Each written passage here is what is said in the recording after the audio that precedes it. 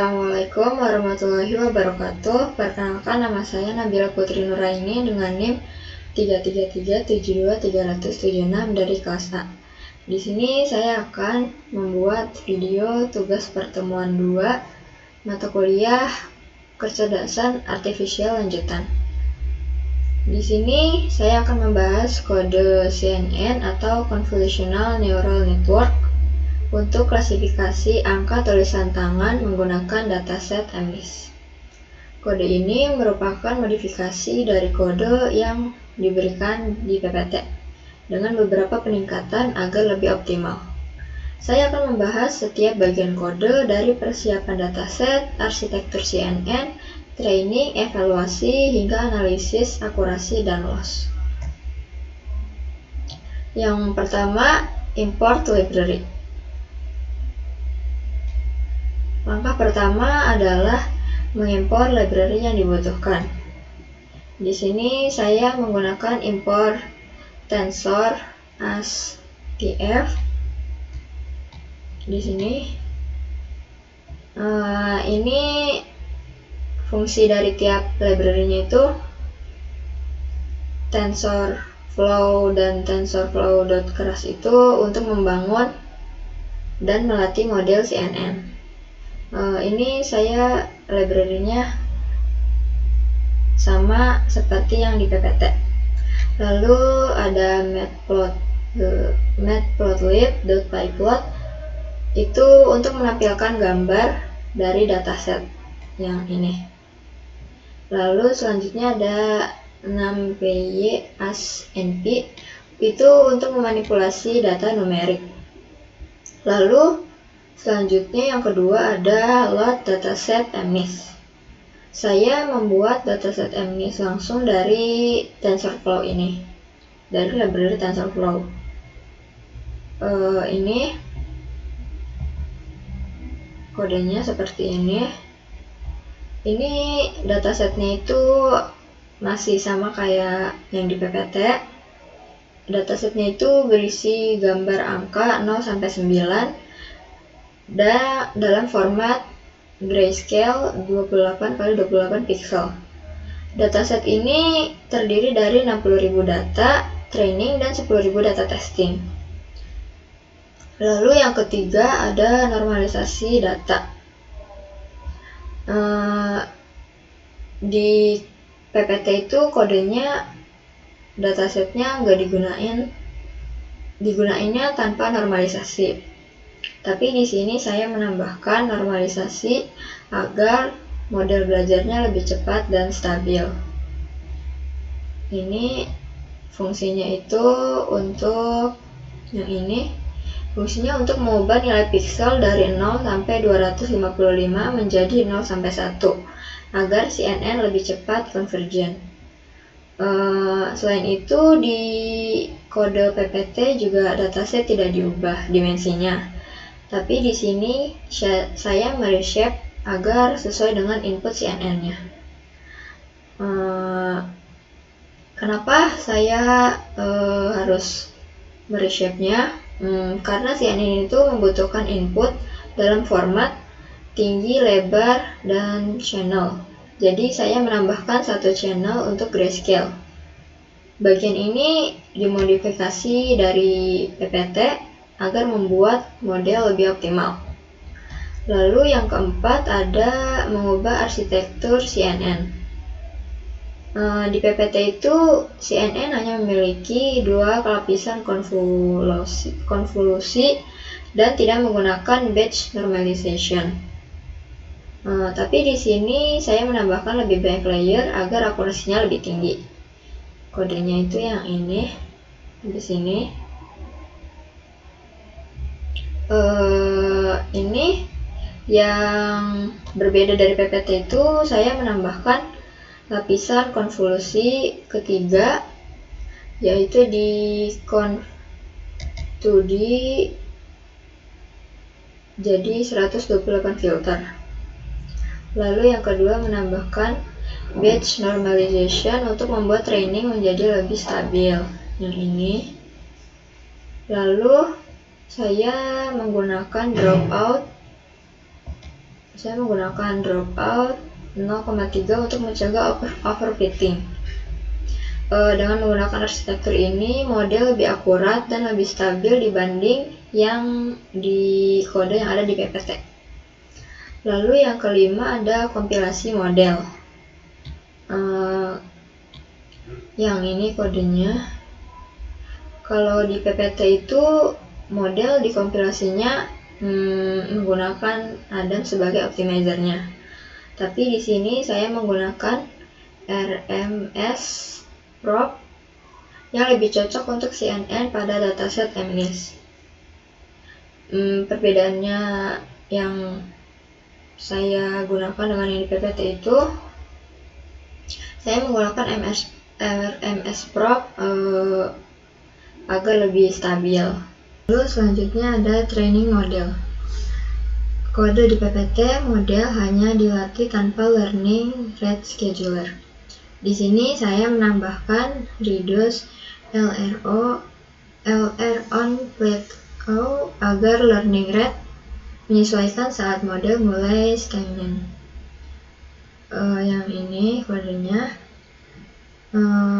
Apa bedanya dari yang PPT? Perbedaannya itu menambahkan reduce LR on plateau untuk mengatur learning rate otomatis.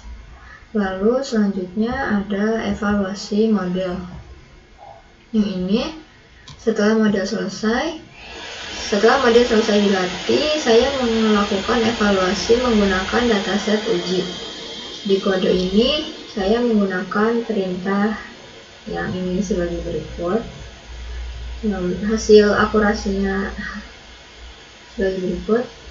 Lalu selanjutnya hasil akurasi dan loss. Setelah training selesai, model menghasilkan hasil evaluasi seperti ini.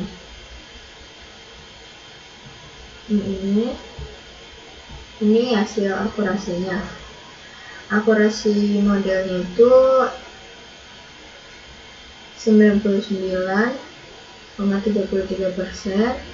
Artinya 10.000 dari gambar uji sekitar 99.933 gambar diklasifikasikan dengan benar. Loss modelnya 0,0379. Yang ini artinya rata-rata kesalahan prediksi model sangat kecil. Kalau akurasi di atas 98% itu nunjukin bahwa model ini bekerja dengan sangat baik dalam mengenali angka tulisan tangan. Lalu analisis akurasi dan loss dari training. Saat training, saya melihat akurasi dan loss setiap epoch. Ini akurasi ini menunjukin akurasi model pada data training. Lalu kalau file akurasi ini menunjukkan akurasi model pada data validasi atau data uji. Lalu ada loss, itu menunjukkan tingkat kesalahan model pada data training. Lalu file loss ini menunjukkan tingkat kesalahan model pada data validasi. Kesimpulannya, akurasi menunjukkan persentase prediksi yang benar. Semakin tinggi itu semakin baik. Lalu loss menunjukkan tingkat kesalahan model. Semakin kecil itu semakin baik. Lalu model CNN yang baik untuk MNIST harus mencapai akurasi di atas 98% dengan loss kecil. Lalu menambahkan normalisasi data untuk mempercepat training, menambahkan lebih banyak lapisan konvolusi untuk akurasi lebih tinggi, menggunakan batch normalization untuk membuat training lebih stabil, mengganti optimizer dari Adam ke RMS Prop, menambahkan reduce LR on plate untuk menyesuaikan learning rate, dan yang terakhir menjelaskan akurasi dan loss secara lebih mendalam.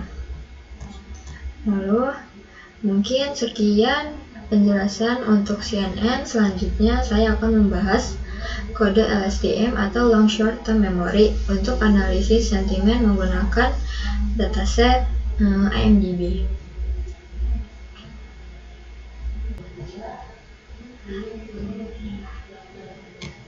Baik, langkah pertamanya adalah mengimport library yang dibutuhkan. Di sini saya menggunakan ini, import TensorFlow STF, TensorFlow.keras, dan yang lain. Lalu fungsi dari tiap library itu sama seperti yang tadi, sama seperti yang CNN. TensorFlow dan keras itu untuk membangun dan melatih model LSTM. Lalu ini ada path sequence, itu untuk membuat panjang teks seragam sebelum masuk ke model. Lalu yang selanjutnya ada numpy untuk memanipulasi data numerik. Bagian ini masih sama seperti yang di PPT.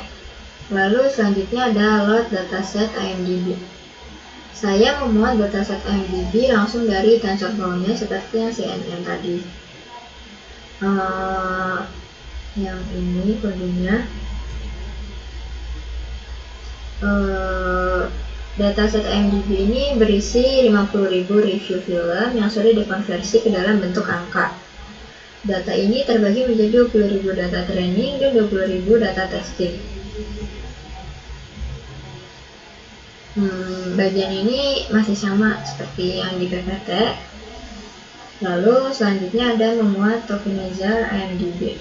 Dataset IMDb itu sudah dalam bentuk angka, tapi saya masih perlu memuat tokenizer asli dari dataset IMDb untuk mengubah kata menjadi angka yang sesuai dengan model.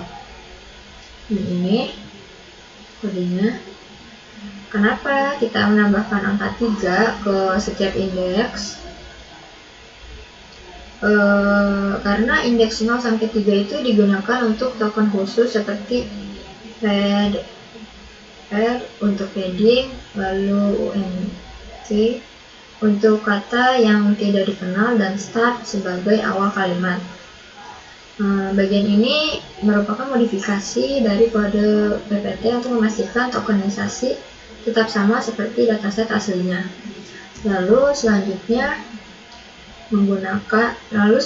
mengurangi jumlah data untuk training agar lebih cepat. Ini agar model menjadi lebih cepat dilatih, saya hanya menggunakan 20.000 data pertama untuk training dan 5.000 untuk data testing. Ini merupakan modifikasi dari PPT untuk mempercepat training tanpa mengurangi akurasi signifikan. Lalu selanjutnya ada padding sequence agar panjangnya itu sama. Ini karena review film memiliki panjang yang berbeda-beda, saya perlu memastikan semua teks memiliki panjang yang sama dengan padding. Kenapa ini penting dilakukan? LSTM itu membutuhkan input dengan panjang tetap, sehingga saya harus menambahkan padding untuk teks yang lebih pendek. Bagian ini masih sama seperti kode yang di PPT. Lalu selanjutnya ada membangun model LSTM. Sekarang saya membangun arsitektur model LSTM. Yang ini embedding layer itu mengubah angka menjadi representasi vektor agar lebih mudah diproses oleh model. Lalu bidirectional LSTM ini memungkinkan model membaca teks dari dua arah untuk menangkap lebih banyak pola. Lalu selanjutnya dropout 0,3 mencegah overfitting seperti yang CNN tadi. Lalu selanjutnya ada BINS 32 neuron atau ReLU, itu layer fully connected untuk klasifikasi. Lalu selanjutnya ada DENS 1 neuron atau sigmoid. Ini merupakan output layer untuk prediksi 0 atau negatif, atau 1 yaitu positif. Ini merupakan modifikasi dari PPT, yaitu menggunakan bidirectional LSTM agar model lebih kuat dalam memahami konteks dan menggunakan dropout untuk mengurangi overfitting. Lalu selanjutnya ada kompilasi model. Nah, yang ini kodenya. Di sini saya menggunakan AdamW sebagai optimizer untuk hasil yang lebih stabil. Lalu selanjutnya ada training model.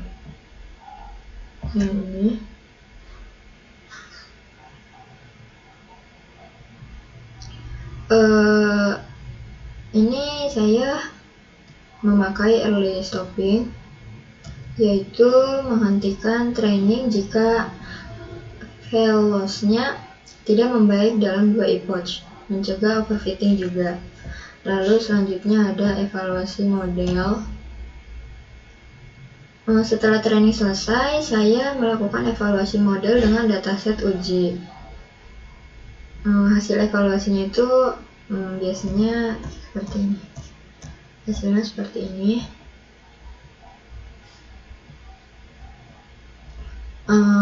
Artinya model itu memiliki akurasi sekitar 84%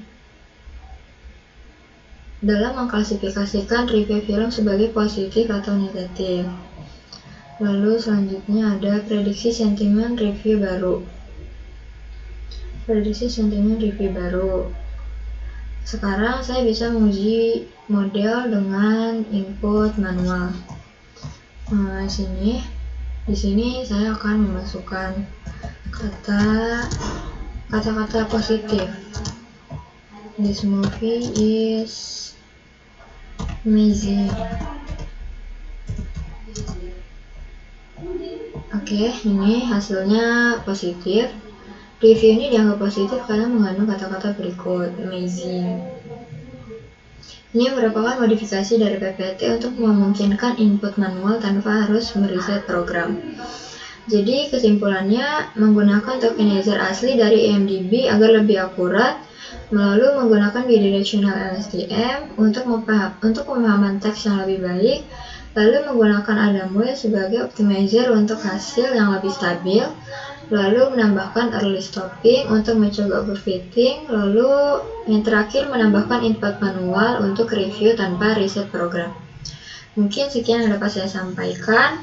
Kurang lebihnya mohon maaf. Wassalamualaikum warahmatullahi wabarakatuh.